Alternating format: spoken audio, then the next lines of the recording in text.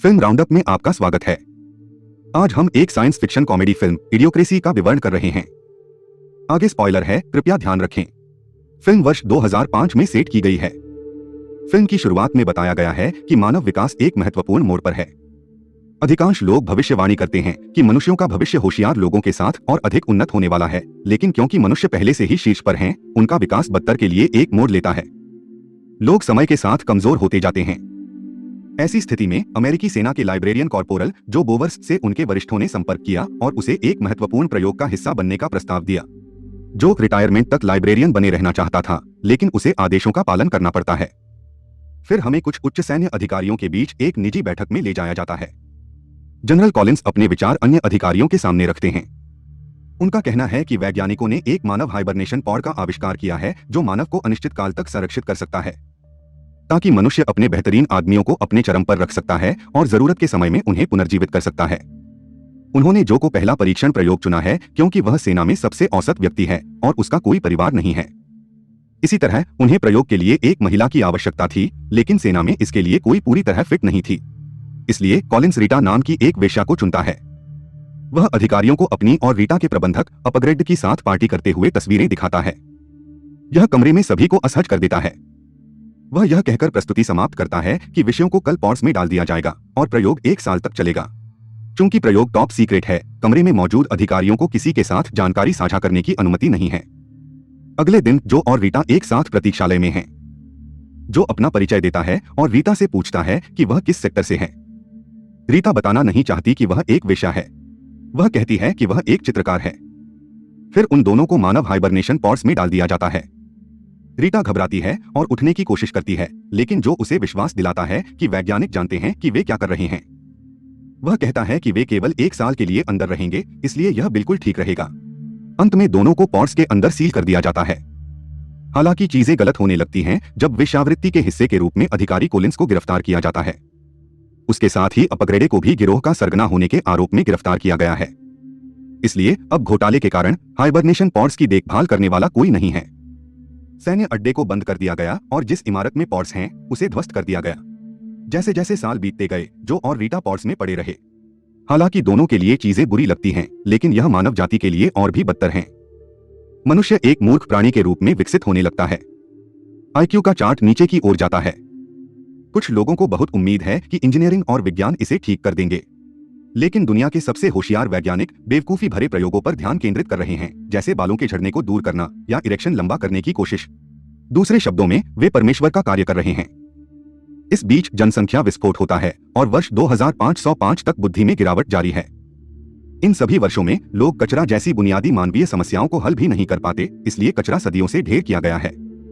यह 2505 का महान कचरा हिमस्खलन बनाता है और एक दिन बड़े पैमाने पर कचरा भूस्खलन के कारण जो कि हाइबरनेशन पॉड एक घर में गिरती है। जो पॉड से बाहर निकलकर भ्रमित हो जाता है। घर के व्यक्ति का नाम फ्रिटो पेंडेजो है। फ्रिटो अपने घर में कचरे के ढेर और अजनबी को नजरअंदाज कर देता है और टीवी पर अजीब शो देखता रहता है। फ्रेम विज्ञापनों से अटा पड़ा है और शो में पूरी तरह से एक आदमी को पागल कर दिया जाता है। वह केवल जो को शोर न करने के लिए कहने के लिए उठता है। हम देखते हैं कि उसके सोफे में भी शौचालय है ताकि उसे बार बार उठना नहीं पड़ता। फिर वह जो को खिड़की से बाहर निकाल देता है। बाहरी दुनिया जो को भ्रमित करती है और वह खुद से कहता है कि सिर्फ 1 साल में इतना कुछ बदल गया है, लेकिन उसे नहीं पता कि वह वर्ष 2505 में है। वह सड़क के किनारे लोगों के एक समूह को देखता है जो कठबोली और ग्रंथ्स में बात करते हैं। जो उन्हें समझने में सक्षम है, लेकिन जब वह सामान्य बोलता है तो वे उसे गालियां देते हैं और उसका पीछा करते हैं। भ्रमित जो को चक्कर आता है, इसलिए वह पास के अस्पताल में जाता है।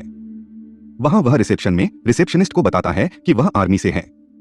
महिला कुछ भी नहीं समझती है और बस अपने डेस्क के कई बटनों में से एक दबाती है। एक आवाज जो को दाईं ओर जाने के लिए कहती है। उलझन में वह पानी के फव्वारे से कुछ पानी पीने जाता है, लेकिन वहां पानी के बजाय ब्रॉन्डोक नामक एनर्जी ड्रिंक है। जब जो एक आदमी से पूछता है कि वह पानी कहां पी सकता है, तो वह आदमी जो पर हंसता है कि वह शौचालय के लिए उपयोग की जाने वाले पानी को क्यों चाहता है। फिर वह डायग्नोस्टिक एरिया में जाता है जहां उसे अपने मुंह, कान और गुदा में प्लग लगाना है। स्वास्थ्य पेशेवर उन प्लगों को बेमेल कर देता है जो उसने पहले से ही उन क्षेत्रों में लगाए हैं। एक निराश जो प्रक्रिया को पूरा करता है और उसे डॉक्टर के पास भेजा जाता है। प्रतीक्षा करते समय वह एक पत्रिका पर लिखी तारीख 2505 देखता है, लेकिन इसे गलत छाप के रूप में खारिज कर देता है।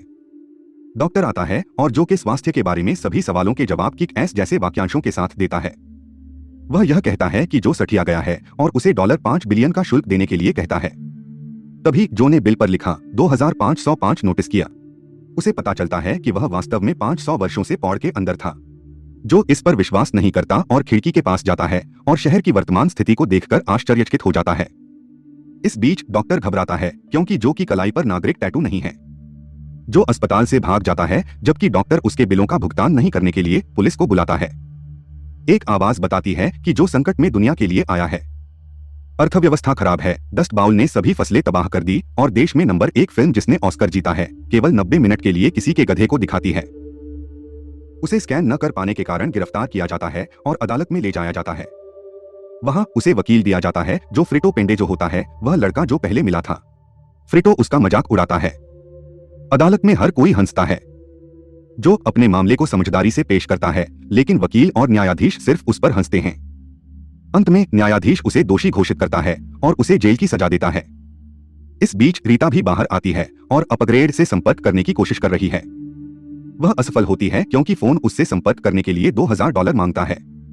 तभी एक आदमी उससे संपर्क करता है जिसे वह पैसा लेने के लिए चलती है। जो को एक स्वचालित टैटू स्थान पर लाया गया है जहां नागरिकों को पहचान टैटू दिया जाता है। मशीन उसका नाम पूछती है लेकिन जो समझाने लगता है कि उसे यकीन नहीं है कि क्या हो रहा है। इस वजह से मशीन उसके नाम को अनिश्चित के रूप में पढ़ती है और उसकी कलाई पर टैटू गुदवाती है। फिर उसे एक योग्यता और बुद्धि परीक्षण के लिए ले जाया जाता है और बुनियादी प्रश्न पूछे जाते हैं।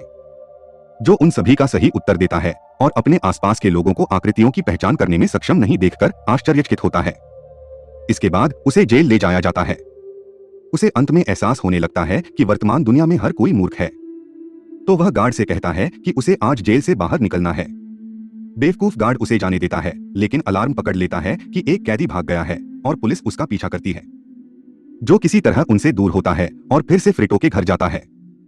उसका मानना है कि किसी ने पिछले 500 वर्षों में टाइम मशीन बनाई है और फ्रिटो की मदद से उसे पाने में मदद चाहता है। फ्रिटो जो की मदद करने के लिए सहमत नहीं है लेकिन जो उसे यह कहकर धोखा देता है कि वह मदद के लिए उसे $8 अरब देगा। आखिरकार फ्रिटो ने खुलासा किया कि वह जानता है कि द टाइम मशीन कहाँ है क्योंकि फ्रिटो को पैसे पसंद हैं। तभी पुलिस जो की तलाश में दरवाजा खटखटाती है। दोनों खिड़की से भागते हैं और संग्रहालय की ओर बढ़ते हैं।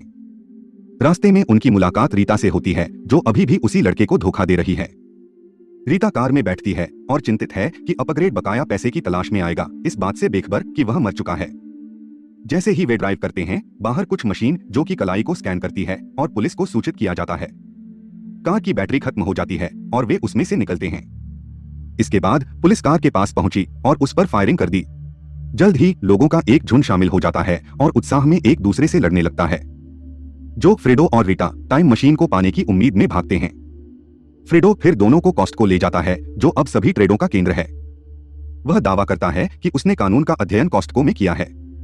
वे मेट्रो की प्रतीक्षा कर रहे हैं। रीता बाथरूम जाती है। जो की कलाई गलती से फिर से स्कैन हो जाती है और पूरी जगह एक अपराधी की उपस्थिति के बारे में सतर्क हो जाती है। मेट्रो आती है और फ्रिटो उस पर चढ़ जाता है लेकिन जो रीटा की प्रतीक्षा करता है केवल पुलिस द्वारा पकड़े जाने के लिए। इस बार उसे जेल की जगह व्हाइट हाउस ले जाया गया। वहां भ्रमित जो राष्ट्रपति कैमाचो और सचिवों से मिलता है। कैमाचो उसका मजाक उड़ाते हुए कहता है कि उसने सोचा कि जो का सिर बड़ा होगा क्योंकि वह स्मार्ट है। जेल में जो आईक्यू टेस्ट लिया गया था उसने सभी को चौंका दिया क्योंकि यह अब तक का उच्चतम स्कोर था। इसलिए बुद्धिमत्ता के कारण राष्ट्रपति जो को नया सचिव बनाते हैं। वे उसे दुनिया का सबसे चतुर व्यक्ति भी घोषित करते हैं। फिर सभी प्रतिनिधि सभा में जाते हैं जहां राष्ट्रपति ने घोषणा की कि भोजन की कमी और डस्ट बाउल की समस्याओं को उनके नए आंतरिक सचिव मिस्टर नॉट श्योर द्वारा हल किया जाएगा।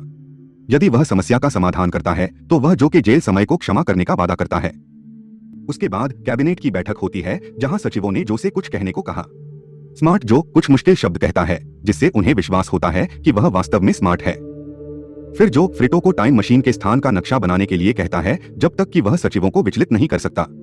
बाद में उसे एक ऐसे खेत में ले जाया जाता है जहां फसलें उगाई जानी हैं। वह उन्हें रीता को लाने के लिए कहता है क्योंकि वह फसलों के साथ उनकी मदद करने में सक्षम हो सकती है। फ्रिटो चुपके से जो को नक्शा सौंपता है। उसी समय रीता वहां पहुंचती है।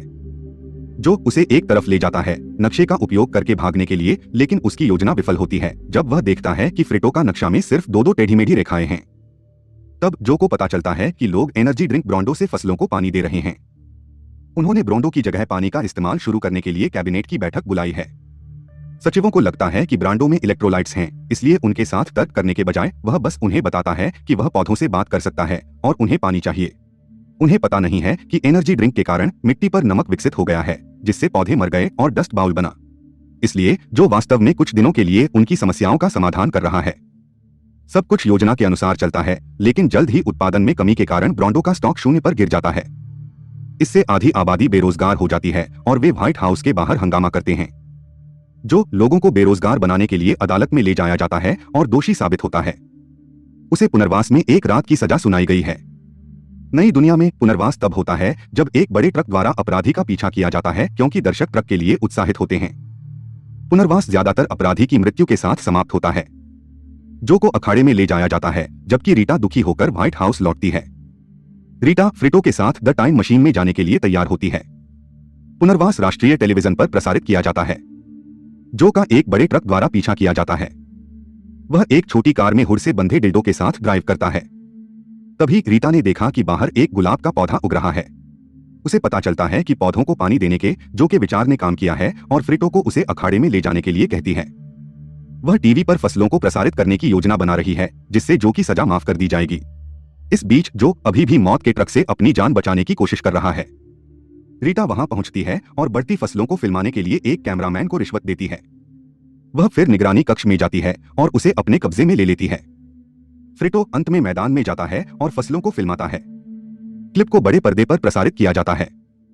यह देखकर राष्ट्रपति कैमाचो जो को मारे जाने से बचाता है और उसकी सजा को माफ कर देता है, जिससे भीड़ जयकारों से भर जाती है। अब हर कोई व्हाइट हाउस में एक पार्टी में है। रीटा ने खुलासा किया कि वह घर नहीं लौटना चाहती, क्योंकि उसे भविष्य बेहतर लगता है। जो हैरान है, लेकिन उसे अपने साथ आने के लिए मजबूर नहीं करता। दोनों अपने अंतिम अलविदा कहते हैं, लेकिन जो के जाने से पहले राष्ट्रपति उसे मंच पर बुलाते हैं और उसे नया उपाध्यक्ष घोषित करते हैं। हर कोई जो को उम्मीद भरी निगाहों से देखता है, जिससे वह 2505 में रहने के लिए राजी हो जाता है। फिर एक व्यक्ति द टाइम मशीन को एक बेवकूफ सवारी कहता है। फ्रिटो भ्रमित जो को टाइम मशीन में ले जाता है और यह पता चलता है कि द टाइम मशीन वास्तव में सिर्फ एक बच्चों की सवारी है। कुछ महीनों बाद जो को संयुक्त राज्य के राष्ट्रपति के रूप में चुना जाता है और रीटा उसकी पत्नी और प्रथम महिला बन जाती है। उनके नेतृत्व में एक नए युग का उदय हुआ और लोगों को उम्मीद है कि मनुष्य एक बार फिर से स्मार्ट बन सकता है। रीटा से उनके 3 बच्चे भी हैं, जिन्हें दुनिया के सबसे होशियार बच्चे कहा जाता है। फिल्म यहीं समाप्त होती है। देखने के लिए धन्यवाद। कृपया हमारे चैनल को लाइक, कमेंट, शेयर और सब्सक्राइब करें। जल्दी फिर मिलते हैं।